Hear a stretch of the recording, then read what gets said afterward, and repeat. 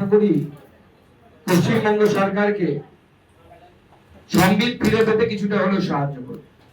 আজকে আমরা স্বর্গীয় হরগোবিন্দ দাস এবং তার পুত্র স্বর্গীয় চন্দন দাসের স্মৃতিতে আজকে হিন্দু শহীদ দিবস পালন করছি। আজকে এই বেদঘোনা গ্রাম পঞ্চায়েত এবং শমশেরগঞ্জের বিভিন্ন ওয়ার্ডের যারা ব্যক্তি তারা আজকে কলকাতায় এসেছেন এবং কলকাতায় এসে আপনাদের কথা বলে আপনাদের কাছে তাদের কথা বলেছেন, তাদের দুঃখ দুর্দশার কথা বলেছেন। আমরা এই উপলক্ষে কতগুলো দাবি রাখছি। নাম্বার 1, যাদের বাড়ি ঘর পুড়িয়ে দেওয়া হয়েছে বা ভেঙে ফেলা হয়েছে তাদের প্রত্যেককে রাজ্য সরকারের তরফ থেকে নতুন বাড়ি তৈরি করে দিতে হবে এবং এই বাড়ির মধ্যে দোকানও ইনক্লুড, যাদের যাদের দোকান ভেঙে দেওয়া হয়েছে। আজকে তো সকালবেলা তৃণমূল কংগ্রেসের লিডার, হিন্দু অবশ্যই, তার দোকান পুড়িয়ে দেওয়া হয়েছে। তিনি বলছেন কেউ পুড়িয়ে দিয়েছে, জেলার এসপি আনন্দ রায় সম্ভবত, তিনি বলছেন যে না, সম্ভবত শর্ট সার্কিট হয়েছে। অর্থাৎ এখনো শাক দিয়ে মাছ ঢাকার চেষ্টা হচ্ছে, যেটা হয়েছে সেটাকে ধামাচাপা দেওয়ার চেষ্টা হচ্ছে। এবং শুধু তাই নয়, নতুন বাড়ি করে দেওয়ার দাবি এবং দোকান করে দেওয়ার দাবি নয়, তার সাথে সাথে আমরা বলছি যে প্রত্যেককে সেই পরিবারের যারা সেই পরিবার পিছু 5 লক্ষ টাকা করে ক্ষতিপূরণ রাজ্য সরকারের তরফ থেকে মিনিমাম দেওয়ার ব্যবস্থা। যদি ক্ষতিগ্রস্ত পরিবারের একজনকে পরিবারের ইচ্ছে অনুযায়ী পার্মানেন্ট সরকারি চাকরি, তো সিভিক ভলান্টিয়ারের চাকরি ধরালে হবে না, ওটা চাকরি নয়, ওদের পেনশন নেই, ওদের জিপিএফ নেই, কিচ্ছু নেই। সঠিকভাবে সরকারি কেন্দ্রীয় সরকারি চাকরি দেওয়ার ব্যবস্থা হবে। আর আমরা যতদিন বা যতবার এই গ্রামবাসীদের সাথে কথা বলেছি ফোনে বা নিজে আমি গিয়ে রিফিউজিদের সাথে কথা বলেছি, প্রত্যেকেরই একটা বক্তব্য, সেখানে একসময় বিএসএফ ক্যাম্প ছিল, স্থানীয় কিছু তৃণমূল নেতা সেই সময় এর বিরোধিতা করে বিএসএফ ক্যাম্প তুলে দেওয়ার ব্যবস্থা করা হয়। এখন গ্রামবাসীরা দাবি জানাচ্ছেন যে সেখানে পার্মানেন্ট বিএসএফ ক্যাম্প স্থাপন করার জন্য রাজ্য সরকারকে লিখতে হবে। রাজ্য সরকার যদি লেখে, ডিএম যদি লেখে, করে আনার দায়িত্ব আমাদের, আমরা কেন্দ্র সরকারে আছি, আমরা সেই ব্যবস্থা নেব। কিন্তু রাজ্য সরকারকে ডিমান্ড করতে হবে। কিন্তু উল্টো দেখতে পাচ্ছি আমরা, যদি কোর্টের রায় না আসতো এরা কেউ বাঁচতো না, আমি বলে দিচ্ছি আজকে।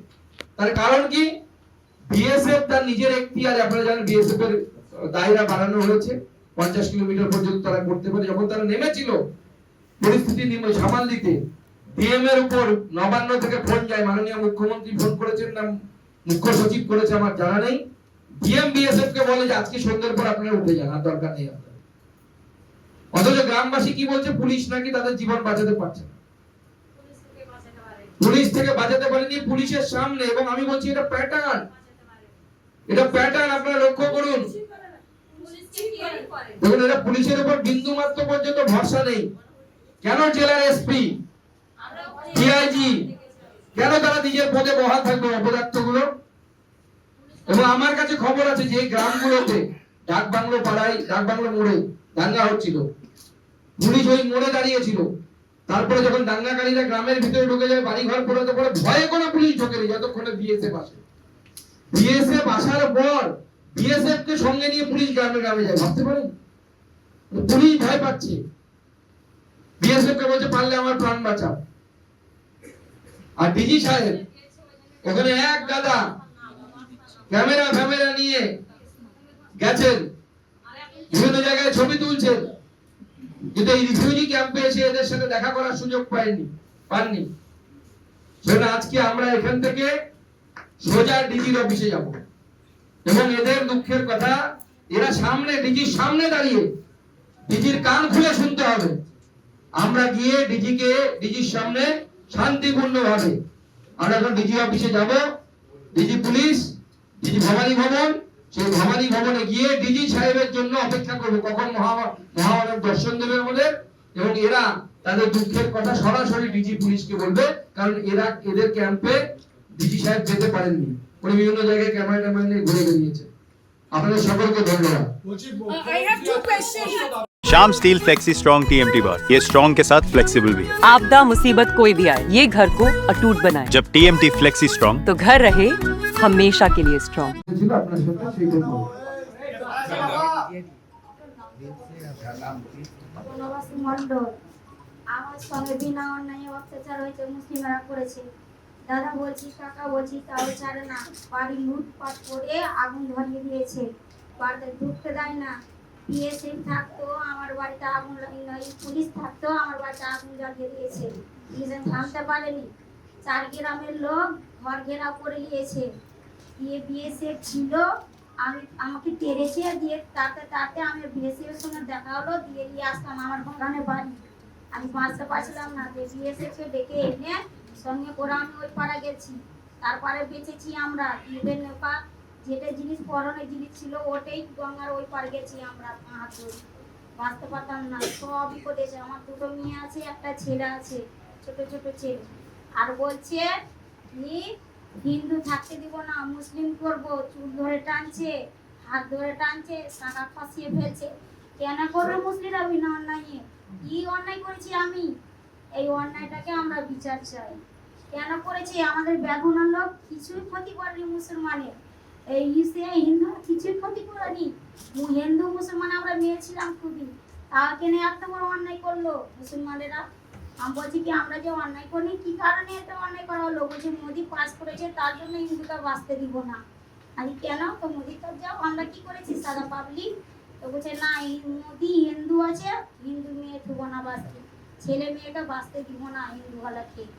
এর আর বাড়ি ভাঙচুর করে ফের ট্যাঙ্কি ভেঙেছে, কল ভেঙেছে, ফের জলে ঢাম্পার জলে বিষ মিশাচ্ছে। কেন এগুলো বিনা অন্যায় ক্ষতি করবে? আর আমি বিচার চাই। আমাদের হিন্দু জাতটা ক্ষতি করতে চাই না গো।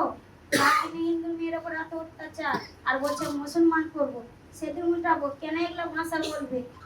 গলায় চাকু লাগাচ্ছে, এসে লাগাচ্ছে, কিছু বলতে গেছি তবুও ছাড়ে না।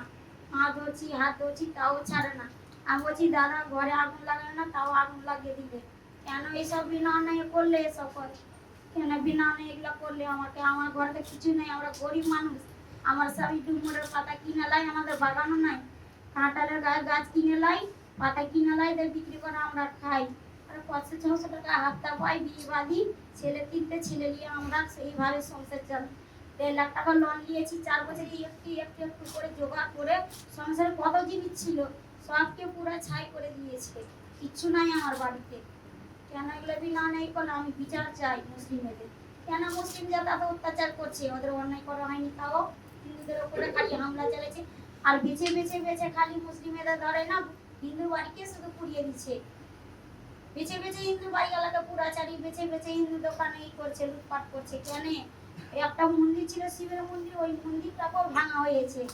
আর 2 তলার উপর ওই পাতে যে লুকাচ্ছি, তাও বড় বড় ডিমের আছে, দুয়ারে পেট্রোল আছে, বম ছিল, বিস্কুট ছিল, চাকু ছিল, অনেক কিছু ছিল ওদের কাছে অস্ত্র। আর আমাদের হিন্দু বাড়িতে কিছু নাই অস্ত্র, বাড়াইতে দিচ্ছিল না। কোন রকম করে হাত ধরে বাড়ো, বলছে কি ধর শালিকে, এরকম করে বলছে, গালাগালি করছে, অনেক রকম মুখ খারাপ করেছে, তাও কিছুতেই শুনেনি। আমরা বিএসএফ যদি না থাকতো তো আমরা বাঁচতাম না, দেখবো না লোককেও। জায়গার নামটা একটু কাজ করে থাকে, আমার মনে হয় তার ইমামতি করার মতো নৈতিক অধিকার আর নেই। তিনি একজন ধর্মের গুরু, তার উচিত ধর্মে কোনটা ভালো কোনটা খারাপ তার শিক্ষা দেওয়া। তিনি যদি এই কাজ করে থাকেন, বা যে কোনো ধর্ম প্রতিষ্ঠান থেকে যদি এই ধরনের কাজ হয়, যে দাঙ্গা উস্কানো হচ্ছে, মুখ্যমন্ত্রী তো কথায় কথায় অভিযোগ করেন যে কংগ্রেস, বিজেপি, সিপিএম সবাই নাকি দাঙ্গা করাচ্ছে।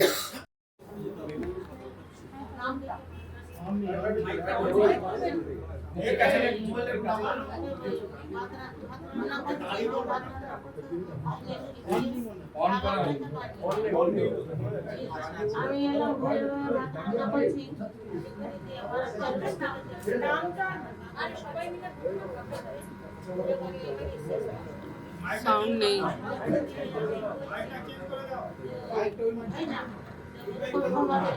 আমি বললাম কি খাবো খাবো করছি, ওরা হাল্লা করে চলে এলো। মানে সুলেতলা দিক থেকে সংসদ বাজার দিক থেকে আমি জাল ছুঁয়ে দিয়ে তখন তাড়াতাড়ি করে আমি পালিয়ে হয়ে কিছু বাড়তে পারি। এই জিনিসটাই আমি বুঝে এসেছি। আমার বাড়ি ঘর লুট করিয়েছে, আগুন ধরে পড়ে দিয়েছে। সব মুখার বানা ছিল, আমাদের মুখার বানা ছিল। মানে মুখটা ঢাকা ছিল। মুখ্যমন্ত্রী বলছে বাংলাদেশ থেকে এসে করেছে, কি বলবেন? না, বাংলাদেশ নয়, ইটতলা ছিল, ইটতলা ছিল, সংসদ করে ছিল, আর পিছে করে এসে দিল্লির লোক এসছে। মুখ্যমন্ত্রী বলছে বিএসএফ সেজে এসে করেছে, বিএসএফ নিয়ে এসে করেছে। আজকে এনাদের মুখে শুনলেন যে বিএসএফ ছিল বলে এদের জীবন বেঁচেছে। আজকে মাননীয় মুখ্যমন্ত্রী বলেছেন বিএসএফ এর বিরুদ্ধে নাকি উনি তদন্ত করবেন। বিএসএফ নাকি পয়সা দিয়ে ঢিল মারিয়েছে। ভাবুন, যারা দেশের হয়ে বুকে গুলি খায়, মমতা বন্দ্যোপাধ্যায়ের পুলিশ কি করে এদের মুখেই ভালো শুনলেন, আমাকে বলার দরকার নেই। এবং সেই বিএসএফ কে মুখ্যমন্ত্রী আজকে তাদের বিরুদ্ধে তদন্ত করবেন। সেই বিএসএফ গুলি চালিয়েছে বলে তাকে বাঁচানোর জন্য সেই বিএসএফ এর বিরুদ্ধে এফআইআর করবেন নাকি? আমি এই প্রশ্নটা করতে চাই যে এদেরকে বাঁচিয়েছে বলে কি বিএসএফ এর উপরে রাগ?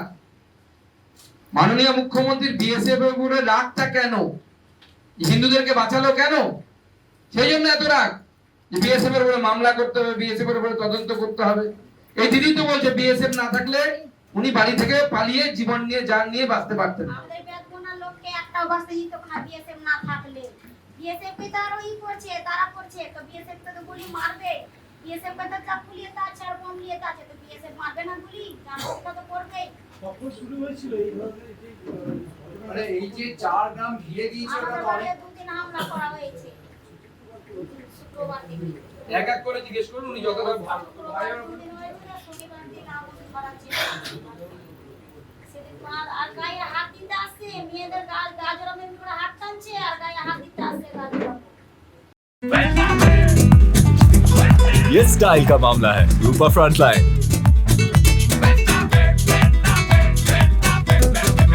16 নম্বর ওয়ার্ডের কাউন্সিলর ছিল মেহবুব আলম। তো তাকে ফোন করেছিলেন না তাকে দেখতে? তাকেও ফোন করেছি, উনি আসছে, একদিক দিয়ে আসছে মুসলমান নিয়ে, ওই বাগান দিয়ে বেড়াচ্ছে, আবার পিছের দিক থেকে হামলা করে দিচ্ছে। এই মানে ওনারাই করছিল। মসজিদে কখন এটা বলা হয়েছিল? যখন ঝামেলাটা লাগে তখন শুক্রবারে? শুক্রবার, শনিবার বিএসএফ এসেছিল তখন বলেছে, কেন্দ্র বাহিনী ফোর্স এসেছিল তখন। বলছে কি সব আপনা আপনা অস্ত্র নিয়ে বাড়ি যায়, শনিবারও দিন বলেছে, শুক্রবারও দিনও বলেছে। আরো ঝগড়াটাকে আরো থামবে কি আরো বাড়িয়ে দিচ্ছে? আরো বলে না কি ঝগড়া করতে হয় না, কি বেড়াচ্ছে, এটা খাচ্ছে। দেখুন আজকে মাননীয় মুখ্যমন্ত্রী অভিযোগ করেছেন বাংলাদেশ থেকে নাকি দাঙ্গা করানো হয়েছে, কিন্তু স্থানীয় মানুষরা কিন্তু তাদের অভিজ্ঞতা অন্য বলছে। স্থানীয় মসজিদ থেকে কিছু দুষ্কৃতকারী নিরীহ সংখ্যালঘু হিন্দুদের উপর, ওই জেলাতে হিন্দুরা সংখ্যালঘু, সেই সংখ্যালঘুদের উপর আক্রমণ হয়েছে, কচুকাটা করা হয়েছে, এথনিক ক্লিনজিং হয়েছে। আমি যাকে বলবো ঘর ছাড়ার হয়েছে প্রচুর মানুষ, যারা নৌকো পারে, সবাই পারেনি, কিছু মানুষ তাদের মধ্যে থেকে প্রথমে প্রায় 700 মানুষ নৌকো করে পার হয়ে পাশের বিধানসভা অর্থাৎ মালদা জেলার অন্তর্গত যে বিধানসভা বৈষ্ণবনগর বিধানসভা, সেই বৈষ্ণবনগর বিধানসভার যে পারলালপুর হাই স্কুল, সেই পারলালপুর হাই স্কুলে তারা সেখানে আশ্রয় নিতে বাধ্য হয়েছে।